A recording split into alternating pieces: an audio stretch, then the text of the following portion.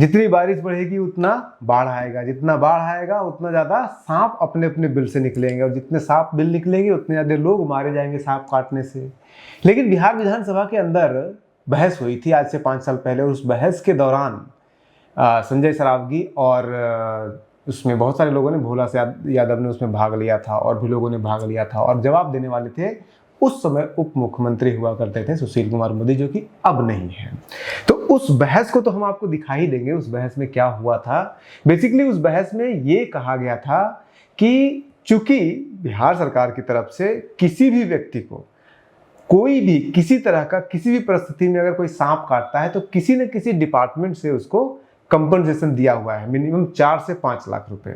अगर बाढ़ के दौरान होता है तो 4 लाख रुपए, वैसे ही होता है तो 5 लाख रुपए है, तो ये दिया हुआ है। लेकिन उसमें संजय सरावगी कह रहे हैं कि हमको तो पता ही नहीं है, और जो सुशील मोदी कह रहे हैं कि कोई आज तक पिछले 5 सालों में, यानी कि 2015 से लेकर 2020 तक एक भी क्लेम किया ही नहीं गया है। यानी कि किसी भी व्यक्ति ने जिसको सांप ने काटा है पिछले 5 सालों के दौरान, उसमें से किसी ने भी इस कंपनसेशन का क्लेम ही नहीं किया, क्योंकि किसी को पता ही नहीं है। तो वो तो डिबेट है, लेकिन वास्तविकता क्या है, बिहार में कितने सांप काटते हैं, तो उसको लेकर के हमने एक अलग से वीडियो बना दिया है आपके लिए।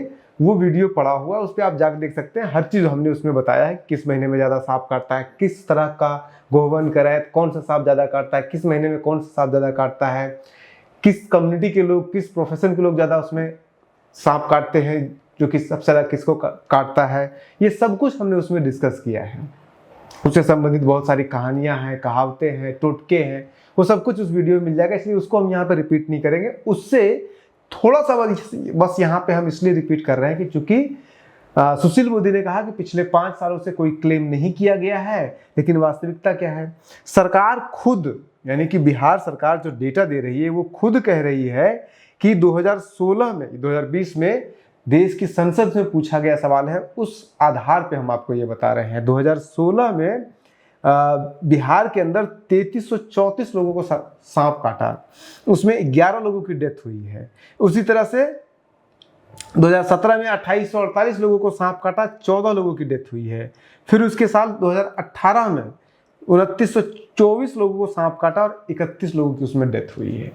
इसका मतलब हर महीने 15 से 20 सांप काटने से लोगों की डेथ हो रही है। इतने लोगों को कंपनसेशन मिलना चाहिए, जो कि कोई क्लेम नहीं कर रहा है। ये उसी टाइम पीरियड का है जिस टाइम पीरियड के बात कर रहे हैं सुशील मोदी, 2015 से लेकर 2020 के बीच में, यानी कि 5 सालों के दौरान कोई क्लेम नहीं किया गया है।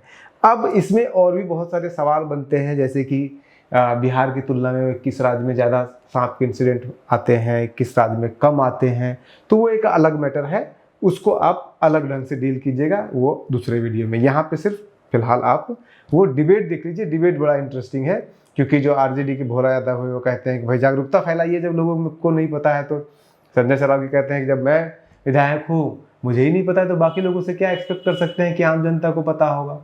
जब एक विधायक को नहीं पता है तो आम जनता को कहाँ से पता होगा। तो उसको लेकर के कहते हैं कि कोई ना कोई सर्वे करवा दीजिए, कितने लोगों को काटा गया, पुराने वाले को दे दीजिए, या फिर कोई जागरूकता अभियान चलिए, कुछ तो कीजिए, क्योंकि लोगों को पता नहीं है।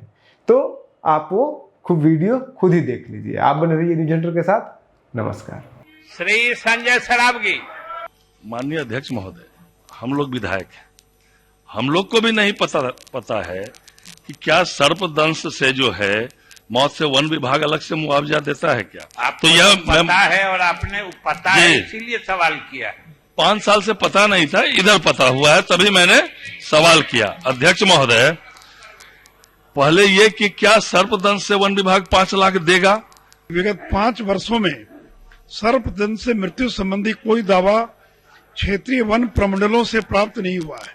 तो पिछले 5 सालों में राज्य में जितने सर्पदंश से मौत हुई है, क्या वन विभाग उसका फिर से एक बार निरीक्षण करके पता लगा के क्या उन सभी परिवारों को जिनके परिवार से सर्पदंश से मौत हुई है, वन विभाग उनको 5 लाख रुपया की अनुदान की राशि देगा। क्योंकि सर्प जो वो वन्य प्राणी की सूची में आता है, और अगर कोई वन्य प्राणी के कारण किसी की अगर मृत्यु होती है, जैसे अगर कोई शेर है, चीता है, बाघ है या हाथी, बांका जिले में कई इस प्रकार की घटनाएं प्रतिवेदित हुई कि बाघ के कारण लोगों की मौत हो गई। तो 5 लाख देने का प्रावधान है।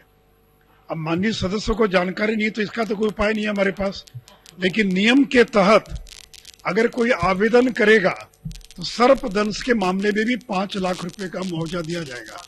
लेकिन इसके लिए पोस्टमार्टम रिपोर्ट चाहिए। कोई कह देगा कि सर्पदंश से मृत्यु हो गई, तो कोई भी जो अस्वाभाविक मृत्यु होती है उसके अंदर पोस्टमार्टम रिपोर्ट, FIR, वो सारे दस्तावेज की आवश्यकता पड़ती है। अगर उसके साथ कोई भी अगर आवेदन देगा तो निश्चित तौर पर वन विभाग जो है उसको उचित मुआवजा देगा। जो है सर्पदंश से मौतें हो रही है, हम भी जान रहे हैं, पूरा सदन जान रहा है, तो क्या सरकार उसका सर्वेक्षण कराएगी?